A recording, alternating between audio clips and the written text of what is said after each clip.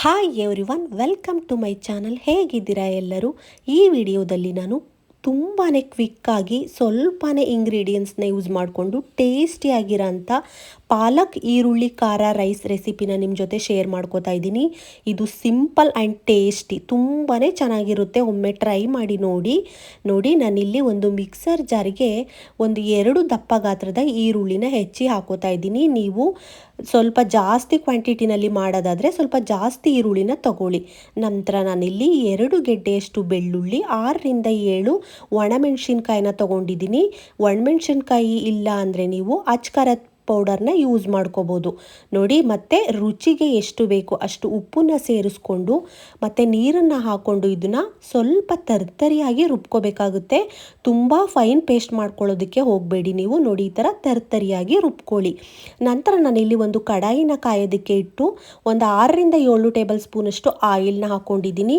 ಈ ರೈಸ್ಗೆ ಸ್ವಲ್ಪ ಜಾಸ್ತಿನೇ ಎಣ್ಣೆ ಬೇಕಾಗುತ್ತೆ ನೋಡಿ. ಎಣ್ಣೆ ಕಾದ ನಂತರ 1 ಸ್ಪೂನಷ್ಟು ಸಾಸಿವೆ, 1 ಸ್ಪೂನಷ್ಟು ಜೀರಿಗೆನ ಹಾಕ್ಕೊಂಡು 1.5 ಸ್ಪೂನಷ್ಟು ಉದ್ದಿನ ಬೇಳೆನ ಹಾಕೋತಾ ಇದ್ದೀನಿ.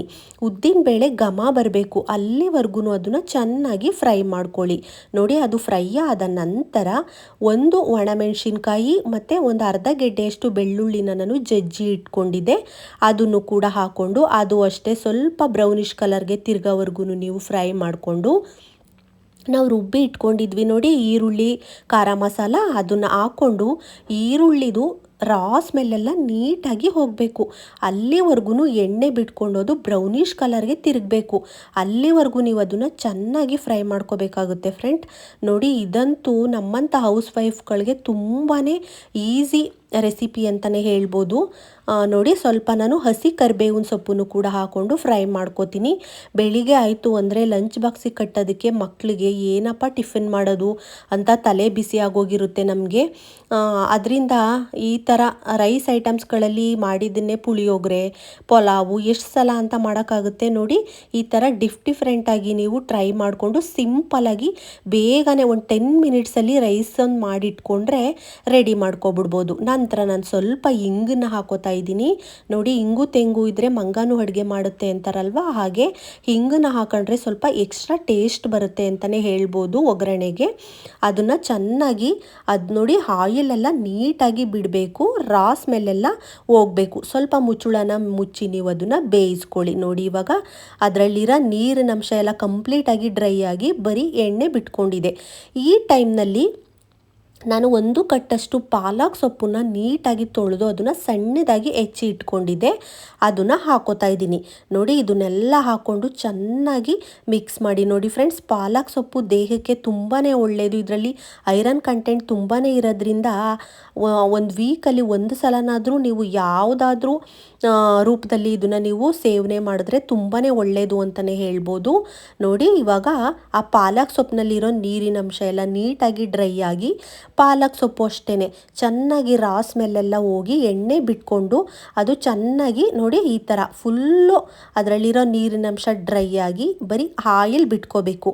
ಅಲ್ಲಿವರೆಗೂ ನೀವು ಅದನ್ನು ಚೆನ್ನಾಗಿ ಕುದಿಸ್ಕೊಂಡ್ರೆ ಸೂಪರ್ ಟೇಸ್ಟಿಯಾಗಿರೋಂಥ ಪಾಲಕ್ ಈರುಳ್ಳಿ ಖಾರದ ರೈಸು ರೆಡಿನೇ ಆಗೋಗುತ್ತೆ ನೋಡಿ. ಲಾಸ್ಟಿಗೆ ನಾನು ಸ್ವಲ್ಪ ಕೊತ್ತಂಬರಿ ಸೊಪ್ಪನ್ನ ಹಾಕ್ಕೊಂಡು ಅದನ್ನು ಮಿಕ್ಸ್ ಮಾಡ್ಕೋತೀನಿ ನೋಡಿ ಫ್ರೆಂಡ್ಸ್. ರೈಸ್ ಒಂದು ರೆಡಿ ಇದ್ದರೆ ನೀವು 5 ಮಿನಿಟ್ಸಲ್ಲಿ ಇದನ್ನು ರೆಡಿ ಮಾಡ್ಕೊಬಿಡ್ಬೋದು. ಮತ್ತು ಟೇಸ್ಟ್ ವೈಸು ಅಷ್ಟೇ ಕಾಂಪ್ರಮೈಸೇ ಇಲ್ಲ, ಅಷ್ಟು ಚೆನ್ನಾಗಿರುತ್ತೆ. ನೀವು ಒಮ್ಮೆ ಟ್ರೈ ಮಾಡಿ ಅಂತಲೇ ಹೇಳ್ತೀನಿ ನೋಡಿ. ಇವಾಗ ಅದು ನೀಟಾಗಿ ಆಗಿದೆ. ಇವಾಗ ಫ್ಲೇಮ್ನ ಆಫ್ ಮಾಡಿಬಿಟ್ಟು ನಾನು ಮಾಡ್ಕೊಂಡಿದ್ದೆ ನೋಡಿ ಬಿಸಿ ರೈಸ್ನ ನಾನು ಅಲ್ಲಿಗೆ ಆರೋದಕ್ಕೆ ಇಟ್ಟಿದ್ದೆ ನೋಡಿ. ಇವಾಗ ನಿಮಗೆ ಎಷ್ಟು ರೈಸ್ ಬೇಕೋ ಅದನ್ನು ಹಾಕ್ಕೊಂಡು ಚೆನ್ನಾಗಿ ಮಿಕ್ಸ್ ಮಾಡಿಕೊಂಡ್ರೆ ಸೂಪರಾಗಿರೋಂಥ ನಮ್ಮ ಪಾಲಕ್ ಈರುಳ್ಳಿ ಖಾರದ ರೈಸು ರೆಡಿನೇ ಆಗೋಗುತ್ತೆ. ಟೇಸ್ಟು ಅಷ್ಟೇ ಆಸಮಾಗಿರುತ್ತೆ. ನೋಡೋಕ್ಕೆ ಎಷ್ಟು ಚೆನ್ನಾಗಿ ಕಾಣಿಸ್ತಿದೆ ಅಲ್ವಾ, ಅಷ್ಟೇ ಟೇಸ್ಟಿಯಾಗಿರುತ್ತೆ ಫ್ರೆಂಡ್ಸ್. ಮಕ್ಕಳಂತೂ ಮಧ್ಯಾಹ್ನ ನಾವು ಹೌಸ್ ವೈಫ್ಗಳು ಲಂಚಿಗೆ ಕಟ್ಟೋದ್ರಿಂದ ಅದನ್ನೇ ತಿನ್ನಬೇಕಲ್ವ, ಮಕ್ಕಳು ತುಂಬ ಇಷ್ಟಪಟ್ಟು ತಿಂತಾರೆ. ನನ್ನ ಮಗನಿಗಂತೂ ತುಂಬಾ ಇಷ್ಟ ಆಯಿತು ಈ ರೈಸು, ಸೂಪರಾಗಿದೆ ಅಮ್ಮ ಅಂತ ತಿಂದ. ನೀವು ಅಷ್ಟೇ ನಿಮ್ಮ ಮಕ್ಕಳಿಗೆ ಮಾಡಿಕೊಡಿ, ಆರೋಗ್ಯಕ್ಕೂ ಒಳ್ಳೆಯದು ಮತ್ತು ಬೇಗನೂ ಆಗುತ್ತೆ ನೋಡಿ. ಎಷ್ಟು ಚೆನ್ನಾಗಿ ಕಾಣಿಸ್ತಿದೆ ಅಲ್ವಾ. ಸಖತ್ತಾಗಿ ಬಂದಿತ್ತು. ನೀವು ಒಮ್ಮೆ ಟ್ರೈ ಮಾಡಿ ನಿಮ್ಮ ಅಭಿಪ್ರಾಯನ ಕಾಮೆಂಟ್ ಬಾಕ್ಸಲ್ಲಿ ಕಾಮೆಂಟ್ ಮಾಡಿ ಫ್ರೆಂಡ್ಸ್. ನನ್ನ ವಿಡಿಯೋನ ನೋಡಿ ಹೀಗೇ ಸಪೋರ್ಟ್ ಮಾಡ್ತಾ ಇರಿ. ಈ ವಿಡಿಯೋ ನಿಮಗೆ ಇಷ್ಟ ಆದರೆ ಒಂದು ಲೈಕ್ ಮಾಡಿ, ಶೇರ್ ಮಾಡಿ, ಸಬ್ಸ್ಕ್ರೈಬ್ ಮಾಡಿ. ಮುಂದಿನ ವಿಡಿಯೋದಲ್ಲಿ ಸಿಗೋಣ friend. Thank you for watching. Bye bye.